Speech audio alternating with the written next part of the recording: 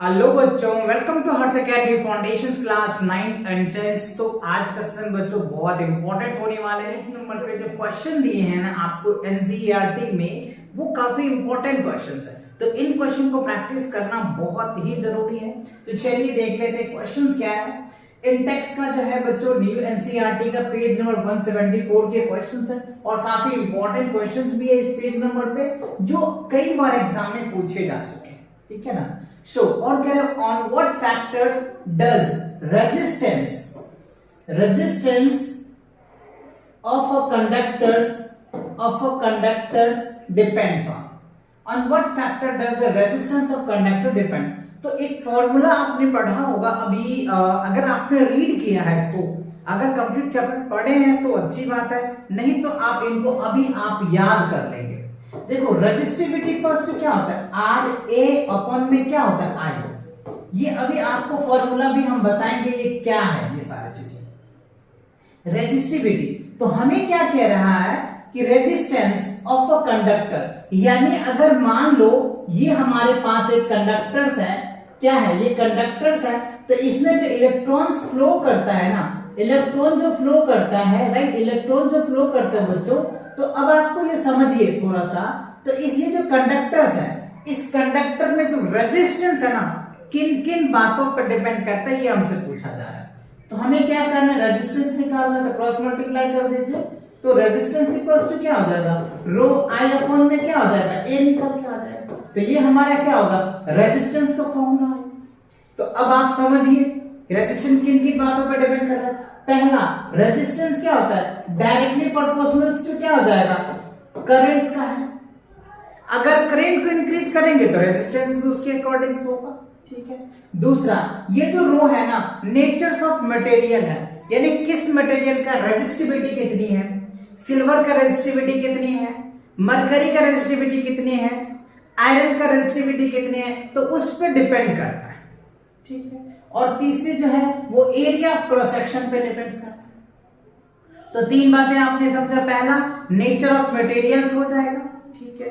दूसरा, length of current पे कह सकते हैं, या लेंथ ऑफ वायर, एल जो है बच्चों यहाँ पे करंट नहीं है, लेंथ ऑफ वायर है, वायर का कितना लेंथ है वो है, आई करंट नहीं है, यहाँ पे एल है बच्चों, एल है ये, है ना। यहाँ पे क्या लिखेंगे आप, लेंथ ऑफ वायर है, ये जो कंडक्टर हमने लिया ना, इसका लेंथ कितना है उसके अकॉर्डिंग है। ठीक है। ये फॉर्मूले, resistance equals to rho a upon में आई नहीं, एल है वो, लेंथ ऑफ वायर। ठीक है। चलिए, तो ये चीजें आ गई, आपको फॉर्मूला है। तो हमें रेजिस्टिविटी पे डिपेंड करता है, लेंथ ऑफ कंडक्टर पे डिपेंड करता है, एरिया ऑफ क्रॉस सेक्शन पे डिपेंड करता है, और जो फोर्थ पॉइंट है वो टेम्परेचर है। ये चार पॉइंट आप अच्छे से याद करेंगे। अगर आप लिखना चाहेंगे तो आप लिख सकते हैं, यहाँ पे मैंने लिख रखा है, देखो, the resistance of conductors depend on, किन किन बातों पर डिपेंड करता है। लेंथ ऑफ वायर है बच्चों, क्या है, लेंथ ऑफ वायर है ना। तो ये चीजें अभी आपने देखा, क्या देखा कि अगर मान लो, अगर हम कंडक्टर्स का लेंथ अगर हम बढ़ा देते, थोड़ा सा इस पे क्वेश्चन भी हो जाए, अगर हम मान लेते रेजिस्टेंस, क्या कह रहे हैं, अगर कंडक्टर्स का लेंथ को इंक्रीज करेंगे ना, लेंथ को अगर हम इंक्रीज करेंगे, लेंथ को एल जो है बच्चों, एल को अगर हम इंक्रीज करेंगे तो रेजिस्टेंस भी इंक्रीज हो जाएगा। पहला क्वेश्चन समझिए, क्या, रेजिस्टेंस को अगर हम लेंथ को इंक्रीज करेंगे तो रेजिस्टेंस भी इंक्रीज होगा। क्यों, क्योंकि ये क्या है, यहां पे देखो डायरेक्टली प्रोपोर्शनल है, रेजिस्टेंस डायरेक्टली प्रोपोर्शनल टू क्या, लेंथ ऑफ वायर। अगर वायर का यानी कंडक्टर का लेंथ को आप बढ़ाओगे ना, तो उनका रेजिस्टेंस भी बढ़ जाएगा। अगर डिक्रीज करते हो यानी डिक्रीज करोगे तो रेजिस्टेंस भी डिक्रीज कर जाएगा, बिकॉज रीजंस क्या है, डायरेक्टली प्रोपोर्शनल है। तो ये चीजें आप ये कह सकते हैं। ठीक है। अगला, एरिया ऑफ क्रॉस सेक्शन है। तो देखो एरिया ऑफ क्रॉस सेक्शन की बात करें तो रेजिस्टेंस का क्या होता है, इनवर्सली प्रोपोर्शनल होता है। क्या होता है, इनवर्सली प्रोपोर्शनल। अगर एरिया ऑफ क्रॉस सेक्शन बढ़ाओगे, जैसे मान लो हमने ये कंडक्टर्स ले लिया, देखो इसका एरिया क्या होगा, बढ़ गया। तो एरिया ऑफ जब क्रॉस सेक्शन बढ़ाएंगे ना बच्चों, एरिया ऑफ क्रॉस सेक्शन अगर बढ़ जाएगा ना, तो रेजिस्टेंस डिक्रीज कर जाएगा। रीजंस क्या है, क्योंकि जब एरिया बढ़ जाएगा ना बच्चों तो वहां पे इलेक्ट्रॉन इजीली पास कर जाएगा, और जब इलेक्ट्रॉन इजी पास कर जाएगा, आप यहां पे देख पा रहे होंगे इस कंडक्टर में, देखो इस कंडक्टर की अगर मैं बात कर लूं, थोड़ा सा आप यहां पे समझिए, यहां पे इलेक्ट्रॉन को पास होने में थोड़ी सी दिक्कत होगा, बट यहां पे देखो इलेक्ट्रॉन्स कितनी देर से पास कर रहा है ना, कितने फ्री से पास कर रहा है, तो यहां पे एरिया ऑफ क्रॉस सेक्शन ज्यादा है, तो यहां पे रेजिस्टेंस बहुत कम होगा। तो आप चाहे तो इसको माइंड में सेट कर लीजिए, अगर एरिया ऑफ क्रॉस सेक्शन ज्यादा होगा तो रेजिस्टेंस कम होगा, और रेजिस्टेंस अगर ज्यादा होगा तो एरिया ऑफ क्रॉस सेक्शन कम होगा। समझ आया क्या? क्लियर हुआ क्या? कंसेप्ट क्लियर हो गया? That's good. अच्छा, अब कह रहे हैं nature of materials. Nature of material मतलब क्या हो गया? रेजिस्टिविटी बच्चों। ये क्या है? नेचर ऑफ मटेरियल को हम लोग क्या बोलते हैं? रेजिस्टिविटी। जैसे अभी हम आपको आगे क्वेश्चंस हैं इसके ऊपर बताऊंगा आपको, जैसे सिल्वर का रेजिस्टिविटी क्या है, आयरन का रेजिस्टिविटी क्या है, मरकरी का रेजिस्टिविटी क्या है, तो वो डिपेंड करता है कि किस सिचुएशन में आप कर रहे हैं, तो उनके अकॉर्डिंग, ठीक है। और फोर्थ पॉइंट टेम्परेचर से, टेम्परेचर तो आप जानते ही है बच्चों, टेम्परेचर में वैसे हम T ले लेते हैं, ठीक है। तो ये चार बातें हैं जिस पे रेजिस्टेंस ऑफ कंडक्टर डिपेंड करता है, किसी भी कंडक्टर्स का, सॉरी किसी भी रेजिस्टेंस को ये चार बातों से गुजरना पड़ता है, ठीक है। तो ये चार फैक्टर आपको लिख देना है, ठीक है। चलिए, तो आई होप आपको क्लियर हो गया। चलो नेक्स्ट क्वेश्चन देखते हैं क्या है। अच्छा, अब कह रहे हैं विल करंट फ्लो मोर, समझिए बात को, कह रहे हैं will current flow more easily through thick wire और थिन वायर। अच्छा, हमसे क्वेश्चन पूछा जा रहा है कि हमारे पास थिक वायर है और थिन वायर है, ठीक है, उस दोनों में सबसे इजी थिक वायर से करंट पास करेगा या फिर थिन वायर से करेगा, ये हमसे पूछा जा रहा है, राइट। ऑफ सेम मटेरियल, और मटेरियल सेम है, ठीक है, when connected in the same source, और दोनों सेम सोर्स से कनेक्टेड भी है, और ऐसा क्यों? तो मैंने बच्चे यहाँ पे कुछ फिगर लिया है, जिस फिगर से आपको समझाएंगे, आपको फील दिलाएंगे कि रियल में होता क्या है। तो अब आप यहाँ पे देख पा रहे होंगे, ये हमारे पास एक बैटरी मान लो, जो भी ये इलेक्ट्रॉन्स होता है, ठीक है। अच्छा, अब आप यहाँ पे देखिए, हमने क्या लिया है, यहाँ पे थिक वायर लिया है, ये क्या है? थिक, है ना, थिक वायर है, ठीक है। और यहाँ जो आप देख पा रहे होंगे, ये हमारे पास थिक वायर है। अब आप समझिए थोड़ा सा, ये जो मेरे पास थिक वायर है यानी मोटी वायर, तो इसमें क्या होगा, इलेक्ट्रॉन, अभी हमने आपको क्या बताया था, एक कॉन्सेप्ट समझाया था, समझिए यहाँ पे, ये हमारे पास क्या हो गया, मोटा वायर मान के चलो, ठीक है, इसमें हमने मोटा वायर ले लिया, ठीक है। तो जब एरिया अगर ज्यादा होगा, क्या बताया था क्वेश्चन, ध्यान दीजिए, अभी आपको रिजल्ट मिल जाएगा, रेजिस्टेंस डायरेक्टली प्रोपोर्शनल टू क्या होता है, क्रॉस सेक्शन एरिया। जब एरिया ज्यादा होता है ना, तो इलेक्ट्रॉन इजीली पास कर जाता है, समझिएगा बात को, क्या इलेक्ट्रॉन इजीली पास कर जाता है जब एरिया ज्यादा हो। तो अब आप यहाँ पे इस वायर में देख पा रहे होंगे, अगर इसका क्रॉस सेक्शन एरिया ज्यादा है ना, तो इलेक्ट्रॉन इजी पास कर जाएगा, और जब इलेक्ट्रॉन इजी पास कर जाएगा तो करंट इजीली पास हुआ ना, तो वो क्या हो गया, मोटी वायर से करंट इजीली पास कर जाता है, और पतली वायर से यानी लेंथ, मतलब अगर हम थिन वायर लेते हैं ना, तो थिन वायर से क्या होगा, इलेक्ट्रॉन को पास होने में प्रॉब्लम आएगा। तो जब प्रॉब्लम आएगा इन द सेंस कि रेजिस्टेंस ज्यादा हो रहा है, इलेक्ट्रॉन को जो रोकता है उसी को तो रेजिस्टेंस बोलते हैं, है ना। तो जब रेजिस्टेंस ज्यादा होगा तो करंट कम पास करेगा, ठीक है। तो इसीलिए हम यहां कह सकते हैं जो थिक वायर होगा ना, थिक वायर में ज्यादा इजीली क्या होगा, पास कर जाएगा electrons as a compare of thin wire के अकॉर्डिंग। इसीलिए आप घर में देखते होंगे, जब आपकी वायरिंग होती होगी ना, तो वहां पे मल्टीपल वायर्स डाले जाते हैं, राइट। आप जब आप, या फिर आप अपने घर में अपने पापा से, मम्मी से, अपने भाई बहन से भी पूछ सकते हो कि आपके घर में जब वायरिंग हुई होगी ना, तो वहां पे देखा जाता है कि 1 mm का वायर लिया जाता है ना, 1.5 mm का वायर लिया जाता है, 2 mm का वायर लिया जाता है, 4 mm का वायर लिया जाता है। इसीलिए क्योंकि ये जो होता है ना बच्चों 1 mm का, इससे आप नॉर्मली जो है ना बल्ब जलाते हैं, ठीक है। और जो 1.5 है ना, इससे थोड़ा बल्ब में भी हैवी आता है। जैसे मान लो अगर आपको 50 या 100 वाट का या 200 वाट का जलाना है तो वहां पे ये चीजें आप इजीली कर पाओगे। और जो 2 mm वायर्स होते हैं, जैसे इसे हमें फैन चलाना हो, हीटर जैसे हीटर हो गया है ना, कुछ बड़े डिवाइस हो गए ना जिसमें ज्यादा मतलब क्या होता है, इलेक्ट्रिसिटी चाहिए, क्योंकि वहां पे रेजिस्टिविटी ज्यादा क्रिएट करना होता है। और जो 4 mm वायर होते हैं ना, इससे आपके घरों में एसी, कूलर, ये सारी चीजें चलते हैं। तो वो रीजन क्या होता है, वहां पे इलेक्ट्रॉन ज्यादा चाहिए। इलेक्ट्रॉन ज्यादा सेंस क्या, वहां पे जो करंट है वो ज्यादा चाहिए। तो वो कैसे होगा, जब अगर एरिया ज्यादा होगा जब तो करंट जाएगा। अभी तो आपने फॉर्मूला पढ़ा था, तो वो चीजें ध्यान रखनी है, राइट। तो हमने क्या समझा, फाइनली जो रिजल्ट आया क्या, कि थिक वायर में यानी मोटे वायर में करंट इजीली पास कर जाएगा, ठीक है। तो आप क्या कह सकते हो, थिक वायर को, ठीक है। And the same material when we connected, ठीक है। तो ये बातें क्लियर हुई।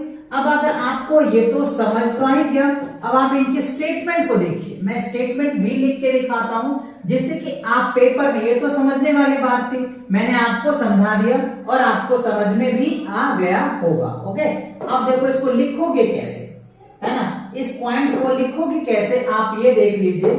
एक मिनट बच्चों, मैं पीछे जा रहा था। ओके, अच्छा, अब ये रहा इनके कॉन्सेप्ट। आपको प्रॉपर स्टेटमेंट लिखनी है जिससे अकॉर्डिंग आपको मार्क्स है।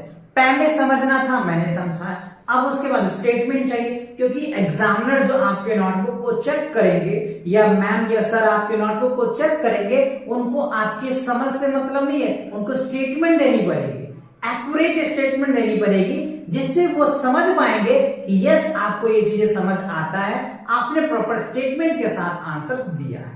तो इसीलिए आप इस तरीके से लिखेंगे क्या, the current, right, the current will flow more easily through, right, क्या है, through thick wire than thin wires of same materials, larger the area of cross section. देखो वही बात बोला, area of cross section of conductor in more is easy with the each of electrons can move through the conductor, so therefore smaller the resistance of the conductors, ठीक है। अगर area of cross section ज्यादा होता है तो electron easy पास कर जाएगा, और जब इलेक्ट्रॉन इजी पास कर जाएगा तो वहां पे करंट क्या होगा, बहुत ज्यादा होगा, ठीक है। यही बात कह रहे हैं, आपको इस तरीके से स्टेटमेंट लिख देना, ठीक है। चलिए नेक्स्ट क्वेश्चन देखते हैं क्या कह रहे हैं। Let the resistance of electrical components, ठीक है, मान के चलो कि एक इलेक्ट्रिकल कंपोनेंट है जिनको हम रेजिस्टेंस बोलते हैं, एट अ कांस्टेंट, ठीक है। रेजिस्टेंस क्या है, कांस्टेंट है, मतलब R जो है वो बच्चों कांस्टेंट है, ठीक है, कांस्टेंट है। अच्छा, अब क्या है, potential difference across two in of the components. अगर मान के चलो हम ले लेते हैं कंडक्टर्स या जो भी कह लीजिए कंपोनेंट्स ले लीजिए, है ना। अब यहां से हम इसको कनेक्ट कर देते हैं, बैटरी से कनेक्ट कर देते हैं, ठीक है। इसको हमने एक बैटरी से कनेक्ट कर दिया, ठीक है। अब इसका हमने पोटेंशियल इसको A मान लिया और इसका हमने पोटेंशियल B मान लिया। तो हमें क्या है कि 2 in the potentials of component decrease to half of its formal value. अच्छा, फाइनली जैसे पोटेंशियल हमारा V है, तो बट इस V में जो चेंज आता है ना, वो हाफ चेंज आ जाता है, यानी पोटेंशियल जो है वो हाफ हो जाता है। ऐसा क्वेश्चन में क्या है, half of its formal value, ठीक है। जो पहले वैल्यू था उससे वो हाफ हो जाता है, ठीक है। Change will occur in the current through it. तो अब इसमें करंट में क्या चेंज आएगा, ये हमसे पूछ रहा है। समझ आया कि एक इलेक्ट्रिकल कंपोनेंट्स है जिसमें जो रेजिस्टेंस है ना वो कांस्टेंट है, और पोटेंशियल डिफरेंस जो है, जो ओरिजिनल पोटेंशियल V है, उसमें चेंज हाफ आ जाता है। तो हमसे पूछा जा रहा है करंट में क्या चेंज होता है। तो देखो बच्चों, आपको ओम्स लॉ पता है ना। ओम्स लॉ क्या कहता है, एट कांस्टेंट टेम्परेचर्स पे क्या कहते हैं, एट कांस्टेंट टेम्परेचर्स पे क्या होता है, V directly proportional to I होता है, ठीक है। क्या कहता है, V directly proportional to constant मतलब एट अ कांस्टेंट टेम्परेचर पे V directly proportional to I होता है, ठीक है। अब यहां पे हमें क्या करना है, R जो है रेजिस्टेंस जो है वो कांस्टेंट है, तो जब रेजिस्टेंस कांस्टेंट होता है तो यहां पे क्या होगा, V डायरेक्टली प्रोपोर्शनल टू क्या हो जाएगा, I का हो जाएगा, ठीक है। V क्या होगा, डायरेक्टली प्रोपोर्शनल टू I का हो जाएगा। तो सिंपल सी बात है, जब अगर पोटेंशियल हाफ हो रहा है तो रेजिस्टेंस भी करंट भी हाफ हो जाएगा। दैट इज आप ये कह सकते हैं, जो न्यू पोटेंशियल हाफ हो रहा है तो न्यू करंट भी क्या होगा, हाफ ही होगा, है ना। समझ रहे हो बात को, क्यों, क्योंकि ये तो डायरेक्टली प्रोपोर्शनल है। तो जितना पोटेंशियल डिक्रीज करेगा ना उतना ही करंट भी डिक्रीज करेगा। क्यों करेगा, क्योंकि रेजिस्टेंस तो यहाँ पे है ही नहीं, रेजिस्टेंस तो कांस्टेंट है, तो इसी वजह से V directly proportional to I का होगा।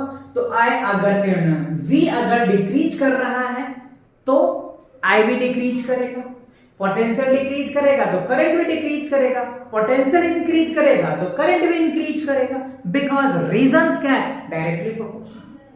क्या है रीजन, डायरेक्टली प्रोपोर्शनल है। तो आप ये वाले साइंस ध्यान रखना, तो ये आप इसके आंसर्स लिख सकते। और अगर स्टेटमेंट चाहिए तो आप स्टेटमेंट इस तरीके से लिख सकते हैं।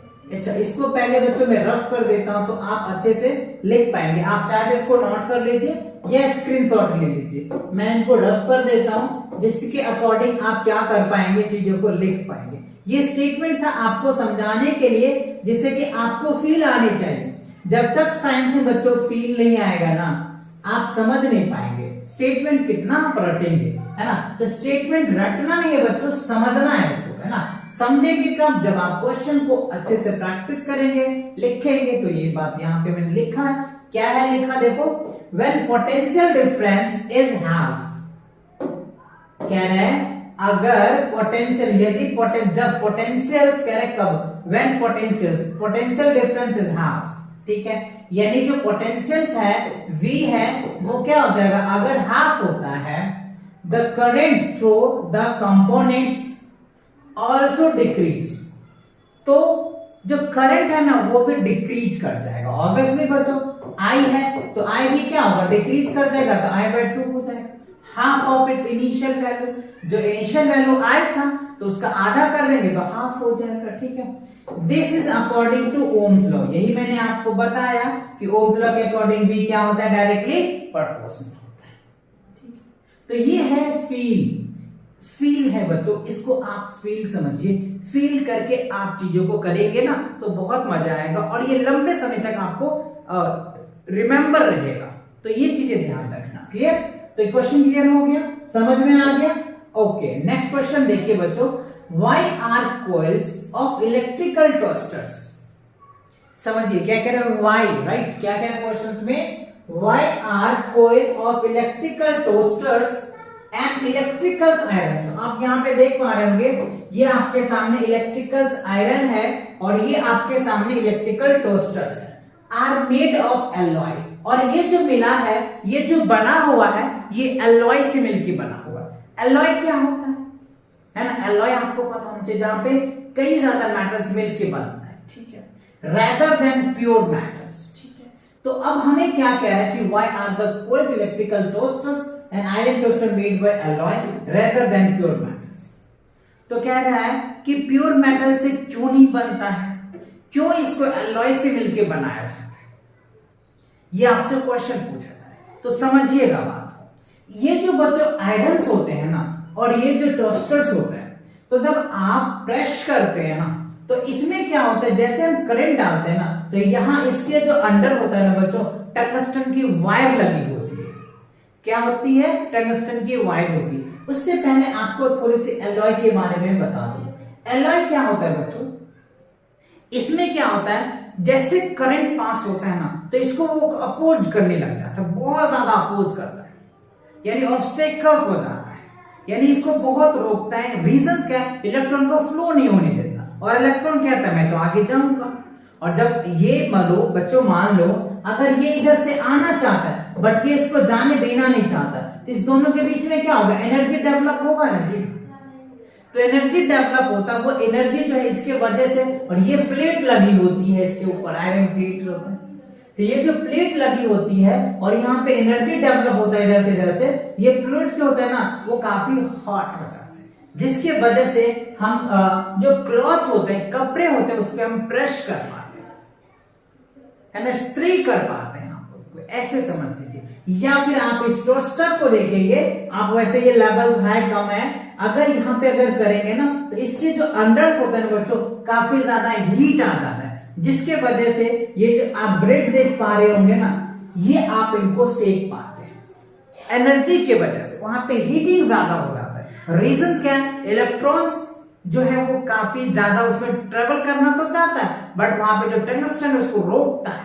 सॉरी, नाइक्रोम का वायर है बच्चों, नाइक्रोम्स का वायर इसमें यूज होता है, जिसके वजह से वहां पे वो करंट को बहुत अपोज करता है, जिसके जैसे करंट जाता है तो उसके अंदर से एकदम रेड लाइट्स आ जाता है, यानी एनर्जी बहुत ज्यादा हो जाता है, और उसके हेल्प से हम बाकी की चीजें कर पाते हैं। तो बात समझ में आया? इसीलिए होता है एलॉय जो होता है, इसमें जो करंट को काफी रोकता है। आप चाहे तो डेफिनेशन को समझिए थोड़ा सा और अच्छे से क्लियर हो जाएगा। यहाँ पे देखो, the coils of electrical toasters or electrical irons other heating device are made of alloy rather than pure metals. Pure metal से इसीलिए नहीं बनाया जाता है, जिसके कारण उसमें हमें क्या करते हैं, एनर्जी चाहिए ना, हमें तो उसमें हीट जनरेट करना है, तो हम प्योर मेटल से तो बनाएंगे नहीं, इसीलिए, ठीक है। So because the resistivity of alloy is much higher than that of pure metal. तो जो प्योर मेटल्स है, प्योर मेटल्स है ना बच्चों, ध्यान दीजिएगा, प्योर मेटल्स है ना, इसका जो रेजिस्टिविटी है, जो इसका जो रेजिस्टिविटी है ना वो कम होता है। जो प्योर मेटल होता है ना उनका रेजिस्टिविटी लो होता है, इसका रेजिस्टिविटी क्या होता है, लो होता है, एज कंपेयर एलॉय। एलॉय के कंपेयर में प्योर मेटल का रेजिस्टिविटी लो होता है, इसी वजह से हम प्योर मेटल को टोस्टर में यूज नहीं करते हैं, इसके जगह पर हम एलॉय करते हैं, क्योंकि हमें रेजिस्टिविटी ज्यादा चाहिए। रेजिस्टिविटी अगर ज्यादा होगा तो हमारे लिए हीट ज्यादा जनरेट होगा, और हीट ज्यादा जनरेट होगा तो जो मैं करना चाह रहा हूं वो हमारा काम हो जाएगा। सो वही यहां पे कह रहा है, and second, N alloy does not has undergoes oxidations on burn easily even at high temperatures when it's a red hot। और वो क्या होता है, ऑक्सीजन से ऑक्सीडेशन नहीं करता है ना, मतलब ज्यादा वहां पे क्या होता है, एनर्जी ज्यादा डेवलप हो जाता है और वो ऑक्सीडेशन नहीं करता है, जिसके वजह से वहां पे काफी ज्यादा हॉटनेस आ जाता है। और रेड, आप यहाँ पे देख रहे हैं ना, temperature when it's red hot, वहां पे जो है एकदम लाल हॉट आ जाता है। आप जब इसको देखते होंगे ना तो आपको फील आता है, और उसके वजह से जो हम वर्क करना चाहते हैं, जो काम करना चाहते हैं, है ना, जिस पर्पस से हम यूज करना चाहते हैं, वो हमारा पर्पस सक्सेस हो जाता है, राइट। तो ये तो आपके डेली यूज की चीजें हैं, इसमें तो आप बहुत अच्छे समझ में आया होगा। बस रीजन अगर वन शॉट बोला जाए, है ना, वीडियोस थोड़ा बड़ा हो रहा है, बट आप बच्चों कंसेप्ट को समझिएगा, है ना, क्योंकि कंसेप्ट बहुत इंपॉर्टेंट है ना, ये चीज समझना। मेन रीजन यही है प्योर मेटल नहीं यूज करने का, क्योंकि इनकी रेजिस्टिविटी लो है। सिंपल सी बात है, एक लाइन अगर बोलेंगे तो रेजिस्टिविटी लो है, इस वजह से हम क्या करते हैं, एलॉय का यूज करते हैं, क्योंकि एलॉय का रेजिस्टिविटी ज्यादा है। खत्म, एक लाइन की अगर डेफिनेशन देना चाहोगे तो, ठीक है ना। चलो नेक्स्ट क्वेश्चन देख लेते हैं क्या है। Use the data in table 12.2।